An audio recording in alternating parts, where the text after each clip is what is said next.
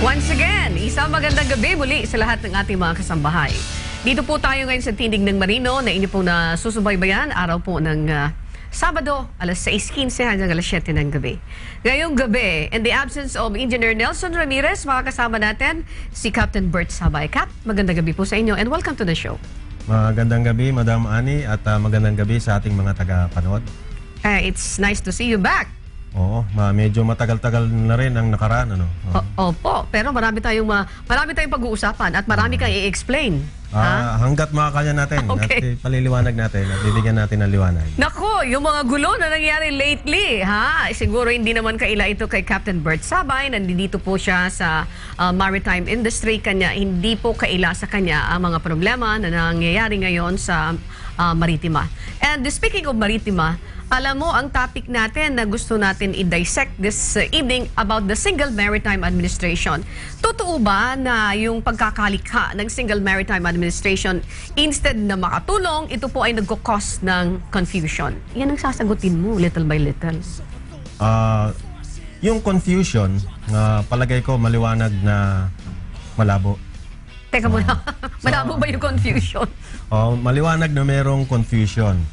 At siguro ito ma-attribute natin dahil bago ang batas at maaring birth pains at kung paano ma-implement, ma-perfect ang implementation, doon ang medyo nagkakaroon ng issues.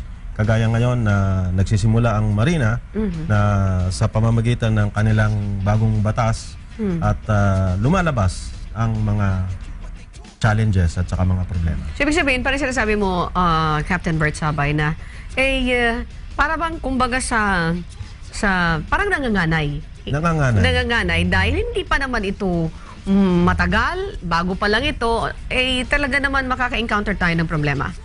Pero, Cap, mukhang yung binabanggit ng halos naririnig natin na ibang mga kababayan natin, teka muna, kami dati nang sumusuporta dito sa creation ng Single Maritime Administration, pero sa nakikita namin, mula doon sa pagkaantala ng pagbibigay ng mga Seaman's Book, pagkatapos instead of issuing the Seaman's Book, ang ini-issue ay shit, I don't know, and then yung pagbibigay ng certificate na nagkukos din ng napakahabang pila, ito ang isa sa mga problema. Ito daw yung resulta ng Single Maritime Administration.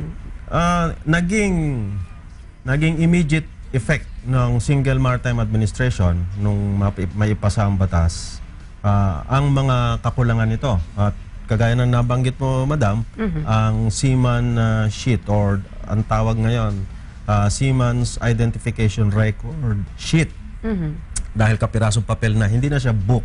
Dati ay?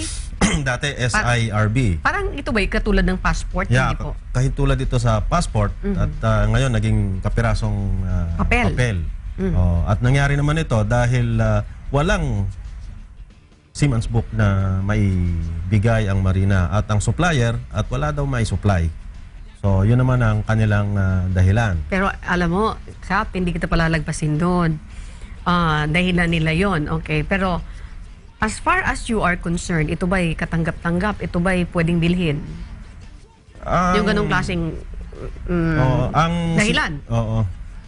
Madaling bumili ng Seaman's Book o magpagawa ng Seaman's Book. Ang nangyari dito, na-technical ang Marina dahil dumaan sa process ng bidding at merong bidding winner at ang bidding winner ends up to be a loser dahil hindi pala makapag-deliver ng kanyang obligasyon on time. So they are supposed to deliver so many hundreds of thousands of Seaman's Book few months ago. Hindi sila naka-deliver. Question again. Okay. Himayin muna natin dito. Kasi alam mo, sasamantalahin ko pagkakataon nito because gusto ko rin isingit yung 4 pillars ng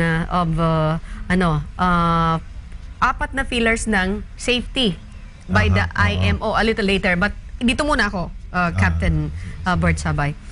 Talking about the bidding, kung sino nanalo sa bidding, teka muna, ibig sabihin, hindi mo ni-review yung mag-join doon sa bidding process? Di ba dapat mamimili ka, pag mayroong kang ipasasubmit ng mga requirements dun sa mga magbibid and later on you're going to scrutinize, ibig sabihin nagkamali kayo dun sa pag-scrutinize, yung magbibid pala hindi ito kapable pero and yet pinayagan nyo ito? What's this? Biding-bidigan pala ito o what? Hindi natin masabi no kung paano ang pagkapanalo ng winning bidder. I'm just asking a question O sige po.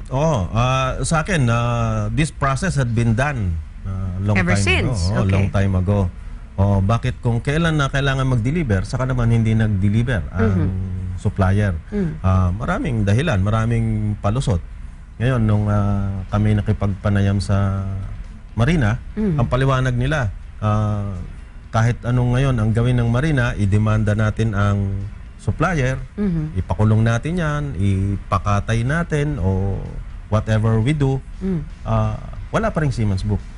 Wala pa rin maidi-deliver. So, mag-tumbling tayo rito. Wala pa rin. So, ang gagawin natin ngayon, sabi nila, mag-isip kung paanong hindi mapipigilan ang employment ng Filipino seafarers dahil lang sa kawalan ng Siemens Okay, book. but question, hindi ba natin pinenalize yung responsable sa... Palagay ko, isa yan sa responsibilidad ng Marina. But have you heard any news about it? No, kung wala pa akong naririnig. Penalized or what? Kasi under the law, they should be penalized. For failure. Yes, oo. Tama yun. Okay, pero ang focus naman, naintindihan ko yung paliwanag mo, ang focus ng Marina, teka muna, mayroon tayong isang problema and then we should not create another problem. Instead, we do something para at least mabigyan, matugunan, mabigyan natin ng solusyon yung problema na nag-crop up. Yes, okay. So palagay ko, akma ito doon sa topic na binanggit nyo kanina, madam, yung solusyon sa confusion. Walang Siemens book, pero andyan ang mga seaman na dapat sumakay. Oh, that's a good point. So, paano silang sasakay kung wala silang Siemens book? Okay. So, gumawa ng paraan na nag-isip dahil kapirasong papel in English. So, it's a piece of shit. Kaya tinatawag ng engineer, shit. Okay. Shit. Okay. Now. Kaya ganun ang nangyari ngayon. At sumikat yung papel Shit. na yan. Okay. Seaman shit. Byword ngayon sa Luneta at sa mga marino. Okay. Question. Yung seaman shit ba ay internationally recognized? Kasi di ba ang nire-recognize ay ang Seaman's Book. Yung Seaman's shit na yan ay recognized by internationally?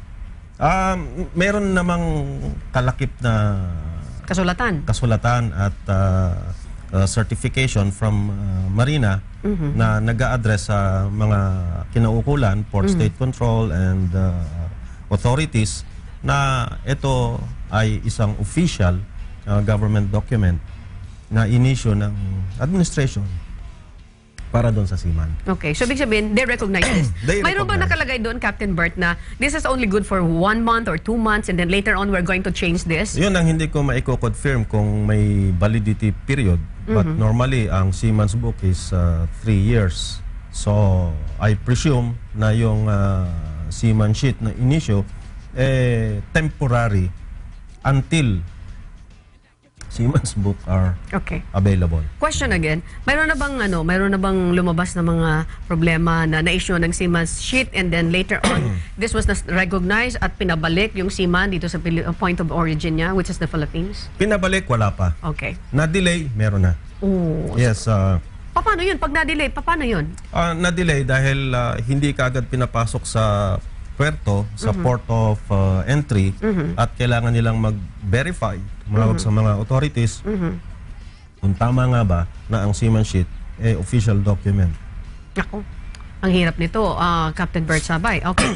Mga kasambahay, we'll talk about the 4 pillars na binabanggit dito. What is this 4 pillars at ano ba ito? Sakop ba ito ng Single Maritime Administration? And ano ba ang pakinabang natin at ganun din yung ating mga marino sa usaping ito? When we come back, pag-usapan po natin yan with Captain Bert Sabay.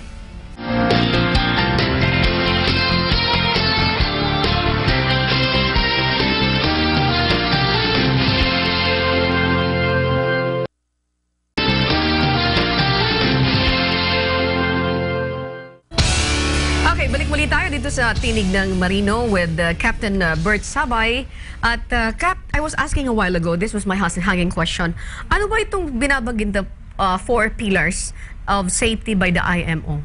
Ang 4 pillars of safety ng IMO ay ang mga 4 na conventions na wherein ang Pilipinas ay signatory. Kagaya ng SOLAS, that's Safety of Life at Sea. Involved dyan ang safety ng construction naman ng vessel, standard. Nagkaroon ng SOLAS dahil sa Titanic disaster. Okay. Oo. Another pillar ng safety is the TCW Convention. Yan naman sa standard ng training, certification, and watchkeeping ng seafarers. Another pillar is the MARPOL or the... What is this MARPOL? Marine Pollution Prevention. At dahil naman sa mga environmental damage, nagkaroon ng Marine Pollution Prevention Convention. Signatory din ng Pilipinas dyan. At ang pinaka-latest na pillar na ngayon, pang-apat, ay ang MLC 2006. What is this? That is the Maritime Labor Convention of 2006. Also known as the Seafarers International Bill of Rights. Diyan nakatalaga ang kanilang mga karapatan at mga pribilehiyo bilang seafarer. At standardized na rin yan internationally. Okay. Lahat bang ito po ay sa pamahala ng Maritime Administration? Ang konsepto, no, dahil ito lahat under IMO, supposedly, the idea is it's under one administration. Ang pamamahala ng lahat ng 4 na pillars na to. Ngayon, kung i-dissect natin, i-analyze natin sa sitwasyon natin sa Pilipinas, ang SOLAS, dyan nakapaloob yung mga security issues ng barko. Ang namamahala sa Pilipinas ay ang OTS, Office of the Transport Security. Oh, mayroon pa lang tayong ganito. Meron tayo niyan. Okay, is this under the Office of the Department of Transportation? And communication, I believe, yes. Okay, Office of Transportation Security? Yes. Okay. Silang involved din sa security ng LRT, MRT, ng ating mga land, air, and sea security transport. Okay, the standard on training. Yung STCW naman, under ito ng? Administration din. Ng Marina? Ng Marina. Na Okay. before Marina, organized confusion tayo. Oo, dahil sa dami ng agencies involved. Sino po ang mga humawak nito before? Andyan ang Maritime Training Council, ang TESDA, ang POEA, ang OWA, ang DOLE, ang CHED, and so on, PRC, name it. Ngayon, dahil sa bagong batas, na-consolidate sila under one lead agency, pamamahala at pamumuno ng Marina. Na kung tutusin natin, giving Marina superpowers. Oo. Baka, teka muna, isingit ko na lang. Baka naman sa dami at sa lawak ng kanyang mga what do you call this, function, baka hindi niya na tayo magampanan. Kaya magre-resulta tayo sa isang problema na instead itong creation ng bagong batas na nagtatalaga sa Marina bilang din sa Single Maritime Administration, inaasahan natin na magiging tugon ito. Pero teka muna, nagkukos nga ng confusion. Baka hindi kayang gampanan yung mga function nito. Kung bibiglain, palagay ko, mabibilaukan ang Marina. Teka muna, Kap, alam mo, natatawa ko sa iyo. Kung bibiglain, mabibilaukan. So, ang ibig sabihin sa ngayon, nabibilaukan na sila sa dami nito, ha?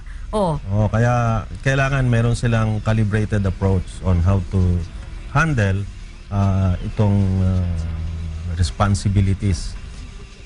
And talking about a calibrated approach, ano ba bilang isang may experience ka na dito sa maritima, ano ang pwede mong mai-suggest? Let's talk about calibrated approach na kailangan magawa ng Marina. Okay. Alam mo, madam, nung mga nakaraang naging panauhin ako dito, nabanggit ko na yung competency build-up ng agency kailangan na prioritize. Meaning, andyan na yung mga human resources, pero kung ang kanilang core expertise hindi align doon sa kanilang responsibilidad, may hirapan silang mag-function efficiently. Are they aware of this? I hope so. So ngayon, as far as I know, may mga ongoing capability build-up ang Marina just 2 weeks ago. So, ibig sabihin, at this point, nag-aaral pa lang. Pinag-aaralan nila. Pinag-aaralan pa lang. Hindi ba yan? We're too late already? Well, sabi nga nila, sometimes it's better too late than never. Sige. Pabuti na lang wala si engineer. Kung hindi, left and right ang ano. Sige po. Kung kay engineer ito, kilalang-kilala ko si engineer. Talagang hindi niya patatawarin ang kakulangan na to. Oo nga. Mabuti na lang ito si Captain Bert Sabay. Medyo soft-spoken ka when it comes to this. Sige po. Let's proceed. We are discussing about the calibrated approach. You made mention about the competency build-up. What else? Parang nagbibigay ka ng lecture sa Marina. This is a very good opportunity. Ano po? Siguro we should be honest enough. Alam niyo po, itong sinasuggest ko, doon sa mga government officials, you have to be man enough, be honest enough, na pag hindi masyadong kaya, mayroon naman mga government officials dyan, hindi ko ito kaya, kailangan ko talaga people with what do you call this, with know-how, alam yung mga pasikot-sikot, ay sasabihin ko sa kanila, turuan mo ako dito kasi hindi ko to alam, magtulong-tulong tayo dahil para din sa atin ito. But few of them are admitting na sila mayroong pagkakamali, sila ay, I don't know if they're afraid or scared na baka sila kapag inadmit and later on, mapalitan sila. Palagay ko merong pagkakamali ang kultura natin na ang pagtanggap ng kahinaan talagang ikamamatay ng taong responsable. Sometimes admission would be the bravest thing you can do for the benefit of the many. Pero ngayon, sa nakikita ko, yung calibrated approach, kagaya niyang competency build-up. 2 weeks ago, I've learned that there were ongoing seminars sa mga tauhan ng Marina. So, nag-seminar pa lang sila? Sige. So, hopefully, sana maganda ang pick-up. Okay. Ang pick-up. Para ma-align yung pag-function as an effective administration. Kailangan nila ng adequate resources. Okay. Well, talking about the adequate resources, teka muna, mayroon ba? Ngayon, dahan-dahang nagkakaroon. Ganito, no? Nung nakipagpanayam kami sa Executive Director ng STCW, nararamdaman ba ninyo yung hirap ng mga marino na nakapila, madaling araw, magdamag, natutulog dyan sa labas, na daman-daman naman nila. At daman-daman nila pero daman-daman nila. Mabagal ang pagkilos. Kaya, dahil nga lang daw sa government, ano ba ang tawag dito? Bureaucratic procedures. Di ba? Dahil sa government bureaucratic procedures, hindi agad-agad magagawa yung gustong gawin. Dadaan ng mga bidding, dadaan ng canvassing, dadaan ng mga approval ng kung ilang steps ng leadership and powers dyan, hanggang sa pinakamataas, magbibigay ng pondo. So, yun ang nakakabagal. You follow the process in the government. Yes. So, ang ginawa nila, sige, first things first. Sinaka-problema yung COP. Nakapila yung mga marino. So, they prioritize kung anong dapat. Kung anong dapat. Paano ba mapapabilis ito? Ang suggestion namin, pa-outsource nyo kung hindi nyo kaya. I think that's a good suggestion. Yeah. Pa-outsource kung hindi nyo kaya dahil gagastos ang seaman. Correct. Hindi na kung pa-outsource. Kung ayaw gumastos, anong gagawin? Huwag na lang. So, nag-isip sila. Ngayon, ang ginawa, nagdagdag sila ng additional personnel. Nag-job order sila, 27 people. Bagong mga manggagawa sa Marina. Yan. Pero, nagtatrabaho ngayon 24/7. Okay. That was mentioned also by Captain Morales before. They even want to, they suggest na we can help you, pwede kami magtulong, we can provide you the computer, we can provide you the manpower para gagawa kung anong kailangan nyo. And I don't know what happened. Now, going back to this, parang the way I look at it, parang teka muna, parang slow put, mabagal, ha? Pag yung ganitong proseso, okay, mayroon kang mga calibrated approach, nagumpisa sa seminar, mayroon na tayong adequate resources, pero teka muna, hanggang kailan ito? Pwede pa ba tayo mag-antay? Baka naman yung mga seaman na nag-aantay diyan, baka naman by the time na nabigyan mo na sila ng mga pangangailangan nila, ay wala na silang sasakyan kasi sila ay napalitan na. When we come back, sasagutin po yan ni Captain Bert Sabay.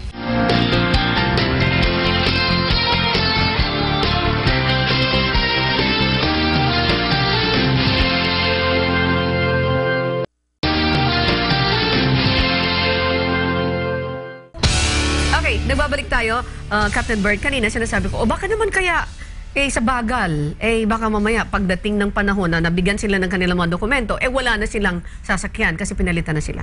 So, ito naging issue nung magsimula silang gumawa ng mga solusyon. Halimbawa, kailangan ng resources, kailangan ng printers, ng computers para mapabilis ang printing ng mga certificates na ini-issue. Walang pondo ang gobyerno. May pondo man, dadaan ng proseso. So, ganito para mapabilis. Yung gustong tumulong, tumulong. Kinausap sa industriya, kung gusto nyo tumulong at maka-provide ng solution sa mga problema, you are welcome. Pero walang kulatilya, walang conditions, tulong lang. Kasi mayroon nagtutulong, ito, computers, bibigyan namin kayo, printers, bibigyan namin kayo, gagamitin nyo to para sa mga tao lang namin. Okay. So, ganun. Hindi naman pwede, sabi ng Marina. So, kailangan public service para sa lahat. Ganun. Tama naman yun, Kapitan. Kung tutulong ka, you don't expect something in return. Dapat hindi. That's right. Okay. Yung talagang buo sa kalooban. So, meron namang mga buo sa kanilang puso at kalooban ng pagtulong. So, nagbigay ng libreng computers, libreng printers, at ngayon napabilis. Okay. At nadagdagan ng 27 people, 24/7 ang trabaho, may night shift na sila. Yung mga gadgets sa tulong ng may mga mabubuting kalooban sa industriya. Okay. So napabilis, ganito, 65,000 ang backlog. Okay.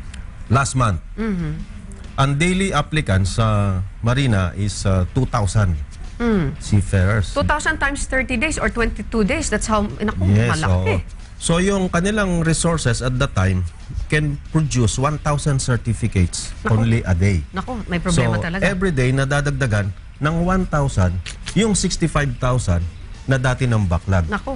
So, ngayon, what they need is to produce faster than applicants. Di ba? So, they need something like 3,000 certificates a day. Nagawa nila ng paraan yan? Nagawa yun. Okay. So, ngayon, may daily diminishing effect na sa backlog kasi they can now produce more than 3,000 certificates. Okay, kahit paano, di ba? A day, nadagdagan. So, kung may tulungan, may kooperasyon, may solusyon. Okay, so ibig sabihin, kailangan mo yung mga private yes. group, private people who will, private offices, private company na tutugon. So, sa yes, mga... maraming stakeholders na maapektuhan kung pababayaan lang nila ang Marina, soluhin yung problema. Yes, okay. So, meron namang mga kakibat.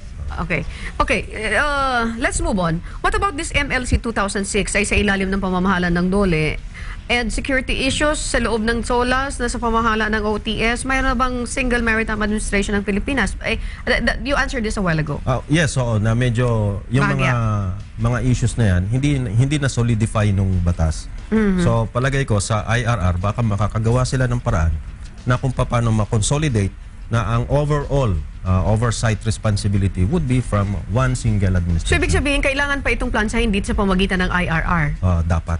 Okay. So, take note of that, ha? At about this one, sa kasalukuyan, hilong-hilo yung mga marino sa dami ng paulit-ulit na mga training courses. Bakit dapat magkaganito? Tama ba ang solusyon na inihain ng Marina kung mayroon man? Tama yun, no? Ngayon, nagkakagulo yung management level course. Hindi pa tapos, sinasabihan na sila na hindi valid yung kinukuha ninyo ngayon. Ako, so, masakit yun, Kab. Yes, so hindi pa tapos, alam mo na hindi valid. So, kailangan mo ng validating na naman after this course. So, nasaan yung validating? Magbabalidating na kami. Ginagawa pa. Naku po. Alam mo so, ba? ganon ang mga problema. Ang bayad dito, magkano? Malaki din ito, ha? Kawawa yung mga sima natin. Okay. Magbabalidate pa kayo? Yun ang tugon doon? Ayun ang tugon. Magkakaroon ng validation. Ngayon, ang paliwanag naman, it might be a bitter pill for everybody to take para maayos natin in a certain period of time. Bibigyan ng transition yan. Siguro another 2-3 months 4 months, maximum 6 months, everything mag-stabilize. Nako. Kasi ang nangyari, haste, make waste. So paspasan yung mga solusyon na ginawa, hindi man pala applicable. Okay, that's the sad thing there. Okay. Napakalungkot. Okay, what about this? May nakikita na ba tayong liwanag sa dulo ng tunnel sa ilalim ng bagong leadership? Alam mo, parang ano yan beauty is in the eyes of the beholder. Kung paano natin tinitingala yung present leadership, hindi pa siya nakaka-1 taon sa pamamahala sa Marina. So, palagay ko naman na give change.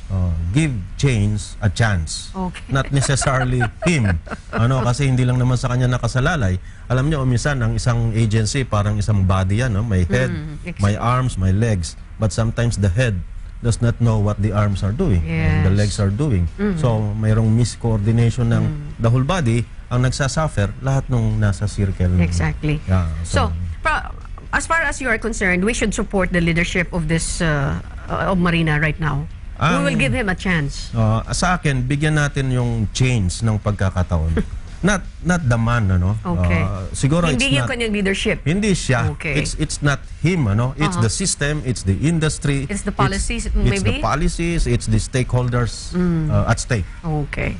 So whoever, palagay ko, needs the support of the industry. You are kind compared to... Anyway, hindi niya talaga naman. Sige. Para lang mabawasan naman yung pasa. Yung pasa ng mama. Okay. Bugbog sarado na. Oo nga, left and right. Oo. Kailan ba matatapos ang confusion, Captain Bert? Ang suspense sa resulta ng EMSA, di ba? Yung EMSA audit, nako, isa pa yan sa mga maaring magdagok. Kailan lalabas yung verdict ng European Commission? Ano ang contingency ng Pilipinas sakaling tuluyan tayo ng EU na mag-withdraw o ma-withdraw ang recognition ng certificate ng Filipino Seafarers? Dito, ang liwanag dito talagang parang madilim. Dahil ang nararamdaman natin ngayon, dahil medyo malalim ang secrecy ng results ng EMSA audit at ng report at lahat nag-i-speculate ano na ang nangyayari. So pagka ganyang medyo sikreto at hindi pinaalam, ang suspicion is that it's really negative. Naku. At hindi maganda kaya hindi ibinabalita sa mga kinauukulan. Wala bang paraan, masaklap ito kasi binabanggit nga before ni engineer na marami tayong mga seafarers na maapektuhan once na magdesisyon ng European Union. Now, wala ba kayong naiisip na para at least mabago yung kanilang magiging desisyon in the long run when worst comes to worst? Yeah, maraming paliwanag at ginamit na nga ang disaster ng Yolanda issue para mapalambot ang puso at damdamin ng ating mga katunggali doon sa Europe. Hindi natin alam kung epektibo yon, but to me, alam nyo, ang Europeans, objective yan. They do not necessarily give in to feelings. Okay. They think and they do what is supposed to be done. That assertive is a sila. sad thing there. Medyo assertive yon. Ang Pilipino sana, leadership ng Pilipinas, administration at ang industry, kung equally assertive with our counterparts in Europe, magkakaroon ng balance of tawag dyan, balance of power, na ibig sabihin ang nag-uusap ay apple to apple at ang magpapalitan ng opinion, clashes of ideas would be apple to apple, magtapatan. Okay. Ganon. Ngayon nangyayari hindi. Parang naghihintay lang tayo pag sinabing tama ka na. Tigil ka. Okay. So, we will expect the worst here? To me, the best thing is you expect the unexpected. Okay, that's ito yung problema. I don't know kung paano. I don't know kung ready yung Marina na i-counter with their measures na gagawin just in case, because if I'm not mistaken, almost 80,000 ng ating mga seafarers will be affected here. So that's what we are waiting. I understand na mayroon din statement diyan ang tanggapan ng Department of Foreign Affairs under the supervision supervision of Yusek Collingson. Tungkol dito sa issue po ng EMSA, and you can watch that a little later. So, Captain Bert, at this point, para doon sa ating mga nanonood ngayong gabi dito sa ating Tinig ng Marino, ano po yung pinaka-message na gusto niyo pong ipanawagan sa leadership ng Marina and of course sa mga pribadong manning agency or mga kasamahan nyo sa Maritima na gusto nyong sabihin sa kanila na let's work together, hand in hand, let's unite para tugunan ang isyong nakakulapol ngayon sa maritime industry? Yes, the main issue is we are all in the same boat. Pag bumagsak ang Marina, bagsak ang Pilipinas. Bumagsak ang Marino, bagsak ang Pilipinas. Bagsak ang industriya. So, kailangan tayong lahat magtulungan at magkaroon ng unified approach, finding the best solution to the worst problem now at hand.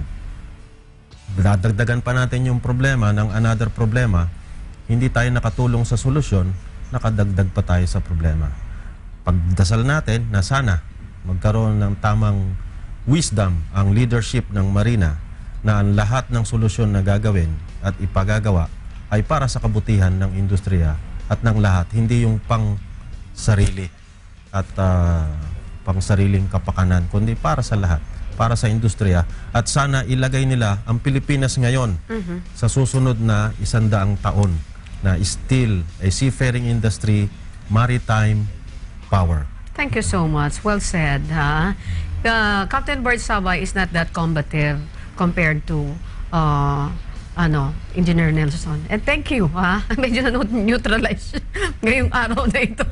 Maraming salamat, Captain Bert Sabay. At huwag kayong aalis because when we come back, pag-usapan naman natin ang kaligtasan at kalusugan.